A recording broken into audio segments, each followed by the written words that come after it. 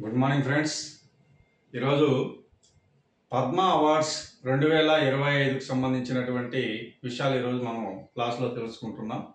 అయితే examination point of వ్యూలో పద్మ అవార్డ్స్కి సంబంధించి మనం ఏ అంశాలను మాత్రం తెలుసుకోవాలి అనే విషయాలు మాత్రం ఇక్కడ ముందుగా మనం చర్చించుకున్నాం.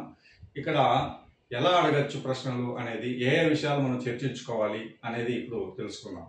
అందులో ముఖ్యంగా పద్మ అవార్డ్స్ని ఎప్పటి నుంచి ప్రకటిస్తున్నారు, పద్మ అవార్డ్స్ని గరిష్టంగా ఎంతమందికి మనం ఇవ్వచ్చు, పద్మ అవార్డ్స్ని ఎన్ని రకాలు, పద్మ అవార్డ్స్ని ఈ 2025లో ఎంతమందికి ఇచ్చారు, పద్మ విభూషణ్ ఎంతమందికి ఇచ్చారు, పద్మభూషణ్ ఎంతమందికి ఇచ్చారు, పద్మశ్రీ అవార్డ్స్ ఎంతమందికి ఇచ్చారు, అలాగే ఈ పద్మ అవార్డ్స్ని ఎవరు ప్రకటిస్తారు, పద్మ అవార్డ్స్ని ఏ రోజున పద్మ అవార్డ్స్ని ఇవ్వడం జరుగుతుంది, ఇలా పద్మ అవార్డ్స్ని ఎవరి చేతుల మీదుగా అందజేస్తారు, అలాగే పద్మ అవార్డ్స్కి నగదు బహుమతి ఉంటుందా ఉండదా, ఇలాంటి విషయాలన్నీ కూడా మనం క్లాస్లో తెలుసుకోవాల్సినటువంటి అవసరం ఉంది.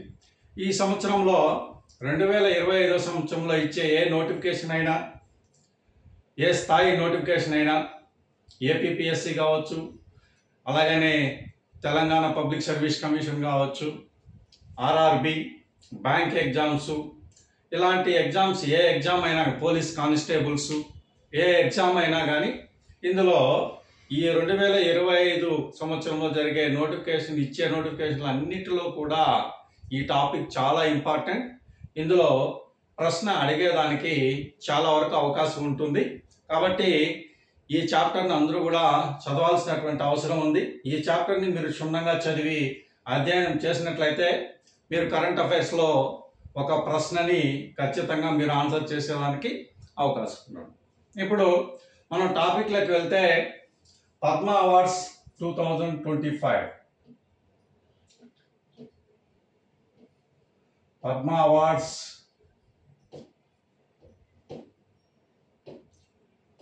2025. దీనికంటే ముందుగా మనం కొన్ని విషయాలు తెలుసుకుందాం. అవేంటి అంటే, పద్మ అవార్డుని ఎప్పటి నుంచి ఇస్తున్నారు?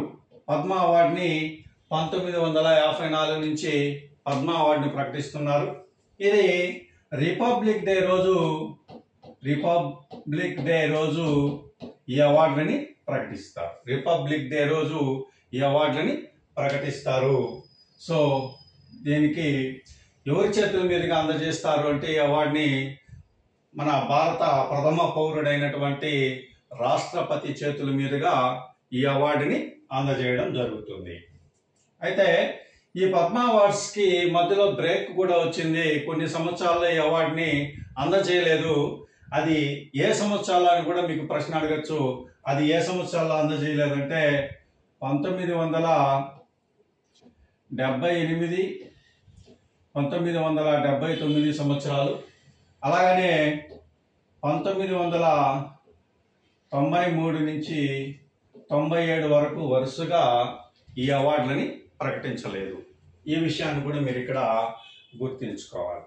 అయితే ఒక సంవత్సరానికి పద్మ అవార్డ్స్ని గరిష్టంగా ఎంతమందికి ఇవ్వచ్చు అనేటువంటి ప్రశ్న కూడా అడిగేదానికి అవకాశం ఉంది. 120 మందికి గరిష్టంగా ఈ పద్మ అవార్డ్స్ని ఇవ్వడానికి అవకాశం ఉంది. తర్వాత అయితే ఈ పద్మ అవార్డ్స్ని సంబంధించినటువంటి ఇంకొక క్వశ్చన్ ఏంటి అంటే, ఈ పద్మశ్రీ కానీ, పద్మ విభూషణ్, పద్మభూషణ్ అనేటటువంటి బిరుదులని పేర్లకు ముందు ధరించరాదు అనేటటువంటి ఒక కేసులో వాదించడం జరిగింది. అది ఏంటంటే బాలాజీ ఇంపార్టెంట్, చాలా important. Balaji Raghavan versus union of India కేసులో దీని గురించి చర్చించడం జరిగింది. అలాగనే రాజ్యాంగంలో ఆర్టికల్ 18 సబ్ క్లాస్ ఏలో కూడా బిరుదుల నిషేధం అనే విషయాన్ని ప్రస్తావించడం జరిగింది. ఈ విషయాన్ని కూడా మనం ఇక్కడ గుర్తుంచుకోవాలి. తర్వాత ఈ అవార్డులని రాష్ట్రపతి చేతుల మీదుగా అందజేస్తారు. అయితే ప్రకటన అయితే ప్రతి సంవత్సరం గణతంత్ర దినోత్సవం రోజున ఈ అవార్డులని ప్రకటిస్తారు. మార్చి ఏప్రిల్లో ఈ అవార్డుని రాష్ట్రపతి చేతుల మీదుగా అందజేయడం జరుగుతుంది. సో ఈ విషయాలన్నీ కూడా మనం ఇక్కడ గుర్తుంచుకోవాలి. అయితే ఇక్కడ ఇంకొక ఇంపార్టెంట్ విషయం ఏంటంటే 2025 సంవత్సరంలో ఎంతమందికి పద్మ అవార్డ్స్ని అందజేశారు అంటే 139 మెంబర్స్కి పద్మ అవార్డుని అందజేయడం జరిగింది. ఇందులో పద్మశ్రీ ఎంతమందికి వచ్చింది, పద్మ విభూషణ్ ఎంతమందికి వచ్చింది, పద్మభూషణ్ ఎంతమందికి వచ్చింది అనే ప్రశ్న కూడా అడిగేదానికి అవకాశం ఉంది. ఇందులో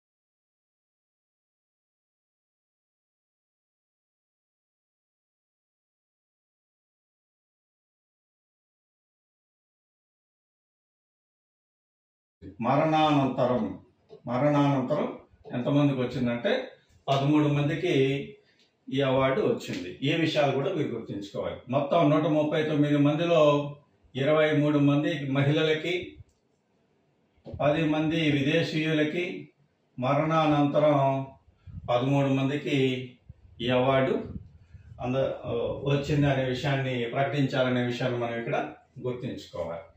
తర్వాత ఇంకా ఇంపార్టెంట్ విషయం ఏమంటే పద్మ విభూషణ్ అవార్డు ఎవరికి వచ్చింది, వాళ్ళు ఏ రాష్ట్రానికి చెందినవారు, ఎందులో వచ్చింది అనే విషయాన్ని కూడా అడిగేదానికి అవకాశం ఉంది. అయితే ఈ పద్మ అవార్డ్స్ని ప్రతి సంవత్సరం ఏ రంగాల్లో కృషి చేసిన వారికి అవార్డును అందజేస్తారు అనేటువంటి విషయం పైన కూడా ప్రశ్న వచ్చేదానికి అవకాశం ఉంది. అది ఏ రంగాల్లో ఈ అవార్డును అందజేస్తారు అంటే ఒకటి కళలు, 2 సాహిత్యం,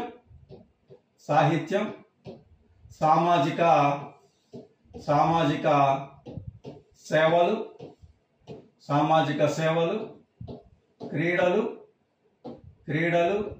ప్రజా వ్యవహారాలు, అలాగనే వ్యవసాయం, ఆధ్యాత్మికం, ఆర్కిటెక్చర్. ఈ రంగాలలో అన్ని రంగాల్లోనూ కృషి చేసి విశిష్ట సేవలు అందించిన వారికి ఈ అవార్డులని ప్రదానం చేస్తారు. అది కళలు, సాహిత్యం, సామాజిక సేవలు, క్రీడలు, ప్రజా వ్యవహారాలు, వ్యవసాయం, ఆధ్యాత్మికం, ఆర్కిటెక్చర్ ఇలాంటి విభాగాలలో వైద్యం ఇలాంటి విభాగాల్లో కృషి చేసిన వ్యవసాయం, తర్వాత engineering, science and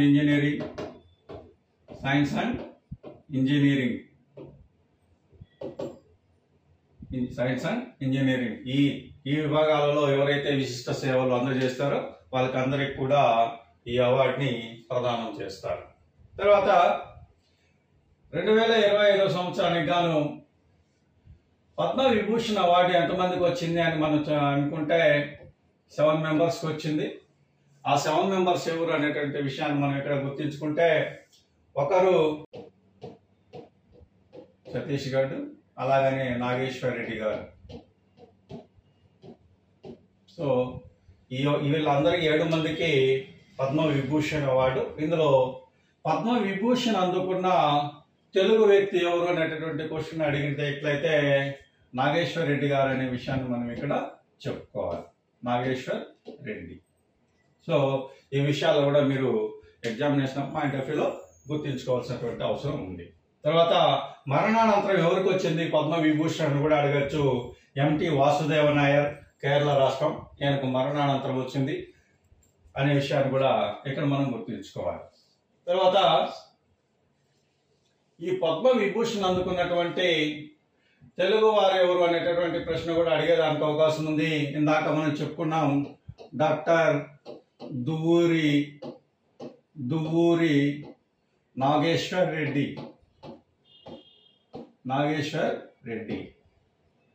2025లో Padma Vibhushan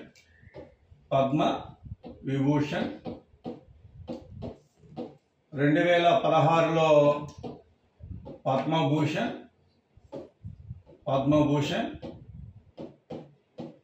2002లో Padmashri. ఈ 3 అవార్డులు కూడా దువ్వూరు నాగేశ్వర రెడ్డి గారికి రావడం జరిగింది. సో కాబట్టి ఇక్కడ నాగేశ్వర రెడ్డి గారి గురించి మనం తెలుసుకోవాలంటే పద్మ విభూషణ్ అందుకున్నటువంటి తెలుగు వ్యక్తి, అలాగనే తెలంగాణ రాష్ట్రానికి చెందినవారు. ఈయన ప్రముఖ వైద్యులు, భారతదేశంలో వైద్య సేవలను అందించిన దానికి గాను ఈయనకు ఈ అవార్డు వరించింది. ఈ పద్మ విభూషణ్ అవార్డుతో పాటు 2016 సంవత్సరంలో పద్మభూషణ్ అవార్డు వచ్చింది. 2002 సంవత్సరంలో పద్మశ్రీ అవార్డు కూడా ఈయన్ను వరించింది. ఈ విషయాన్ని కూడా మనం ఇక్కడ గుర్తుంచుకోవాలి. తర్వాత ఈ పద్మ అవార్డు సంబంధించి ఇంకా ప్రశ్న ఎలా అడగచ్చు అనే విషయాన్ని కనుక తీసుకున్నట్లయితే తెలంగాణ రాష్ట్రం నుంచి ఇద్దరికి వచ్చింది. అందులో ఒకరు డాక్టర్ నాగేశ్వర్ రెడ్డి వైద్యంలో పద్మ విభూషణ్ వరించింది. రెండో వ్యక్తి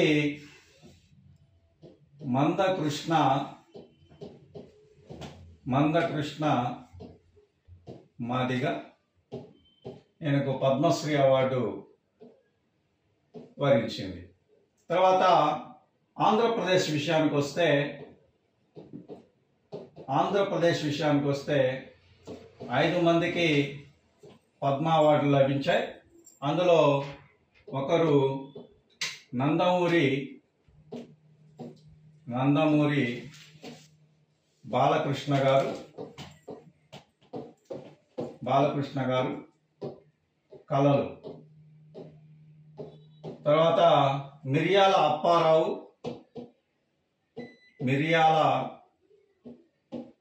అప్పారావు, ఈయన మన తెలుగు వ్యక్తి.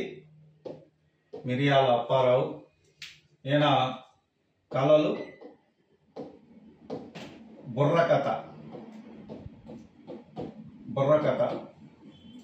తర్వాత ఇక్కడ నందమూరి బాలకృష్ణ గారికి పద్మభూషణ్ లభించింది, పద్మభూషణ్ అవార్డు. ఈయనకి మిరియాల అప్పారావు గారికి పద్మశ్రీ అవార్డు లభించింది. తర్వాత కేఎల్ కృష్ణ, ఈయన వచ్చి సాహిత్యంలో కృషి చేసినందుకు లభించింది. ఈయన కూడా పద్మశ్రీ అవార్డు వచ్చింది. తర్వాత మాడుగుల నాగపని శర్మ,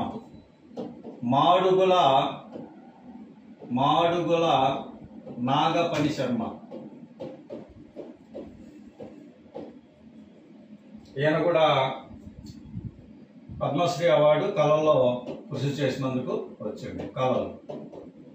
తర్వాత పంచముఖి రాఘవాచార్య,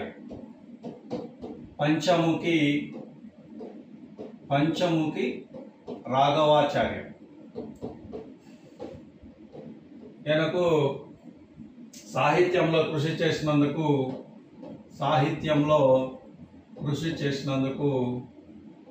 పద్మశ్రీ అవార్డు లభించింది.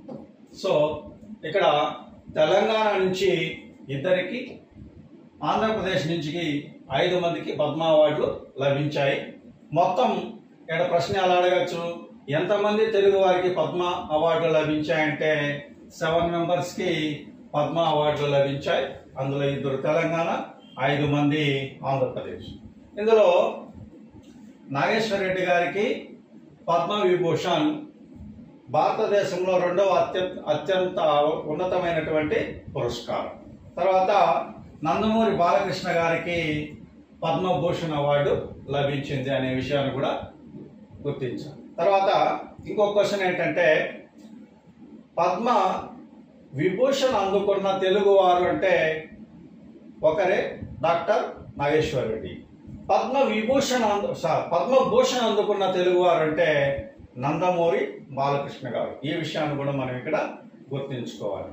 కాబట్టి ఈ పద్మ అవార్డు సంబంధించి మనము ఏమేమి విషయాలు గుర్తుపెట్టుకోవాలి అనే విషయాన్ని కనుక మనం ఒకసారి రివైజ్ చేసుకున్నట్లయితే, పద్మ అవార్డ్స్ ఎప్పటి నుంచి ఇస్తున్నారు, అలాగనే ఎంతమందికి ఇచ్చారు, పద్మ విభూషణ్ ఎంతమందికి ఇచ్చారు, పద్మభూషణ్ ఎంతమందికి ఇచ్చారు, పద్మశ్రీ ఎంతమందికి ఇచ్చారు, అందులో మహిళలు ఎంతమంది, అలాగనే విదేశీయులు ఎంతమంది, మరణానంతరం ఎంతమందికి వచ్చింది, అలాగనే ఈ అవార్డు అందుకున్నటువంటి క్రీడాకారులు ఎవరు, సాహిత్యంలో ఎవరికి వచ్చింది, వైద్యంలో ఎవరికి వచ్చింది, ఈ విధంగా మనం కనుక చదువు బైహార్ట్ చేసినట్లయితే ఖచ్చితంగా ఇందులో ప్రశ్న వచ్చేదానికి అవకాశం ఉంది. ఈ విషయాన్ని అందరూ కూడా గుర్తుంచుకోవాలి. నెక్స్ట్ వీడియోలో మనం కలుసుకుందాం. Thank you.